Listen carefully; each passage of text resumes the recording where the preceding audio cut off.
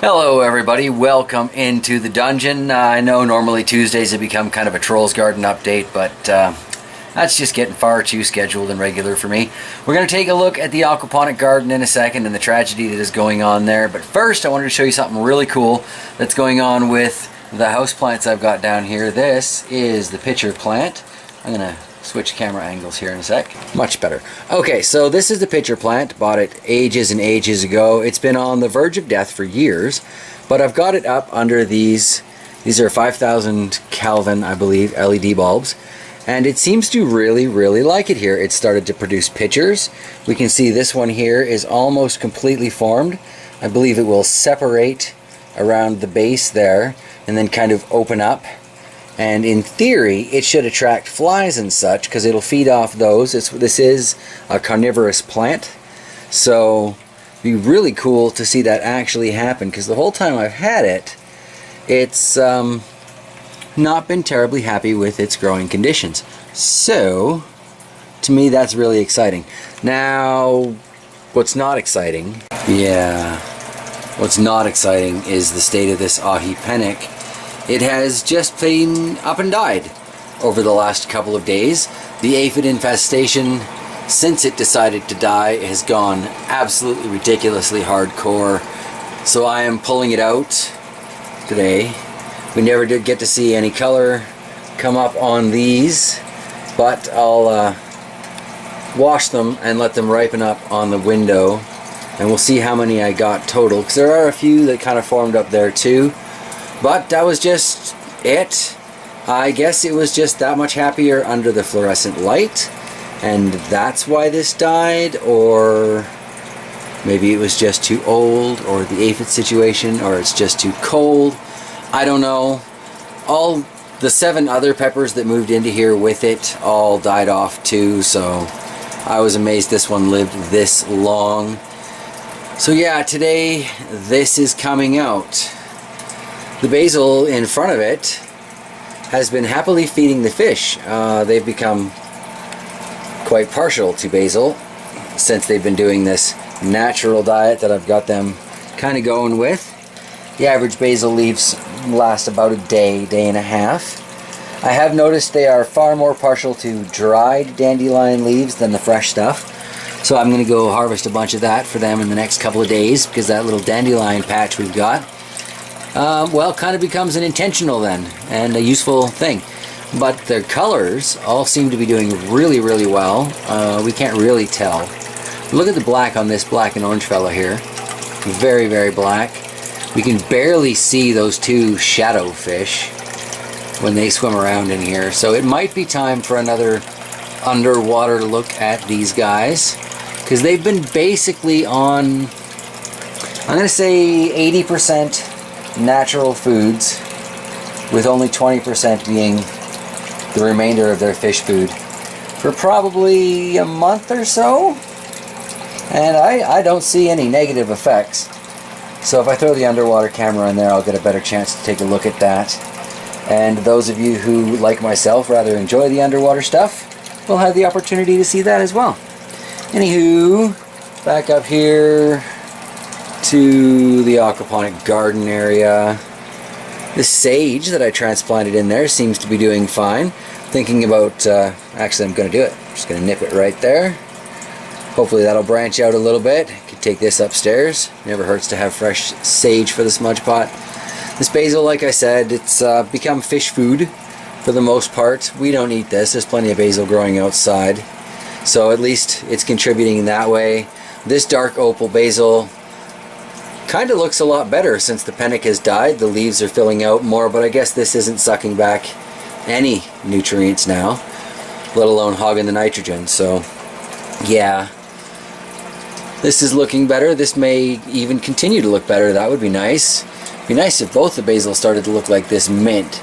But I mean mint, right? Like it's kind of hard to go wrong with mint. You just can't. If it's got moisture and somewhere to stick its roots, you kind of can't kill mint. Aji Fantasy here. I was going to stick into the ponics, but I just don't know. After what's happened to that poor Penec, I don't know. Definitely time to shake it off and give the fish a little bit more natural food though, so yes, I'll do that and we'll get right back to you. So I've got a nice clean cup sitting down at the bottom there. Oh, that's sticky. Definitely gonna have to wash these off. I think I should probably just take the scissors for this, but I thought I'd share the tragic moment. Wow, that one really doesn't want to come off. I might have to take the scissors to these. Yeah, okay, this is a very sad plant. Scissors, and we'll be back. Well, there it is, a sad little solo cup full of peppers. Gonna have to wash those off before I put them in the windowsill. Those are sticky and nasty. I'll put a post up in the PLC on G+ if you guys want to know what the actual weight of those is. But I've got to do the sad bit now and clip this all up. Again, I can't really do that with one hand unless I want to drop the aphids all over the rest of this. I got a major cleanup to do. Probably going to take me a couple of days. It wouldn't be a bad idea to go through these containers, probably with some rubbing alcohol, some cotton balls, maybe even just take a washing cloth and some rubbing alcohol. Give them a good scrubbing. Should probably soak out these pellets. We do that in fish water though. Any aphids that get caught in there, the fish will eat, so that's fine. But yeah, it's time. I've been running this garden for a while without any real maintenance or anything like that, so yeah, it's time. And it's too cold down here for proper growth. Anyway, I'm learning this. Mint doesn't care, so that's good. While we're down at the dungeon though, let's take a look over on what's normally the seedling table, but right now it's just kind of the survival table. See a lot of these astrid peperomias that I did have made it. We've got little tiny itty bitty new growth in a lot of these. It's going to be getting on time to plant them out into other containers soon, but since they kind of don't mind being root bound, I'm just letting them, well, I'm letting them stay in there until I'm absolutely sure that they're root bound is what's really going on. It's kind of the same deal with these spider plants. A lot of these seem to have taken very well. I've got a couple of dead leaves in here, but comparatively, that's a lot of plants. I'm going to have a lot of fun giving those to people in town once I transplant them through. Got one little tiny bad brains plant here trying to survive. Got one reaper in the back that swears it can make it. So we'll see. And an Aji Guyana. I don't know what happened here, but it has decided, you know what? Forget this. I can grow in this. I got this. No problem. Maybe it's inspired by the oregano. Fro oregano. Kind of reminds me of Fuzzy's hair. Spring. Might be time to trim this back just a smidgen. I don't give this anything but the fish water though, so clearly at least oregano likes it. It didn't care for being in that style of garden though. So that's kind of interesting too. Toying with the idea of bringing in that black table and seeing if I still got a functional bell siphon around. Maybe setting up a proper flood and drain on a 24-hour running system. I don't know. I know I have made that work in the past for things. It would be nice to have things grow, you know? Very sad about that Aji Penec. Anyway, I gotta cut that down, so yes, one moment. Well, I don't have a lot of pellets at the moment, so I'm gonna have to do a fair bit of recovery work there before this goes into the compost. Although I suppose, in theory, I could put it into one of those biodigesters, but not quite there yet. I have started a build video though.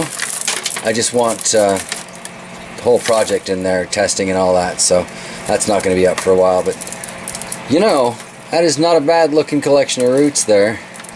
Not too shabby. At least we can see the flag again. Well, that kind of hurt to do, but it had to be done. That plant was definitely...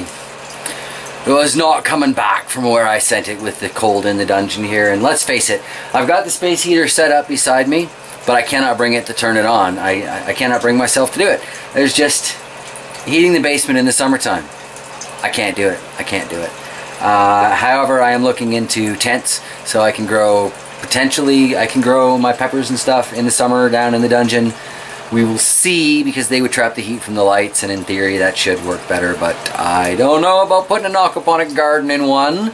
So yeah, maybe I'll go with cooler crops, thinking about radishes, maybe do some lettuce. I mean, that's a very popular thing in aquaponic gardens anyway, and at least it's not going to bolt down here, so that's an option. I could definitely try some kale down here again because no brassica moths, so it might do better. I don't know. Anywho, I got a lot to think about down here in my dungeon renos anyway. And on that note, I think I'm going to wrap it up for today. Not quite sure what we're going to take a look at tomorrow, but we'll find out then. So, yeah, I'll see you guys tomorrow. Thank you so much for being a part of my adventure. Take care, everybody.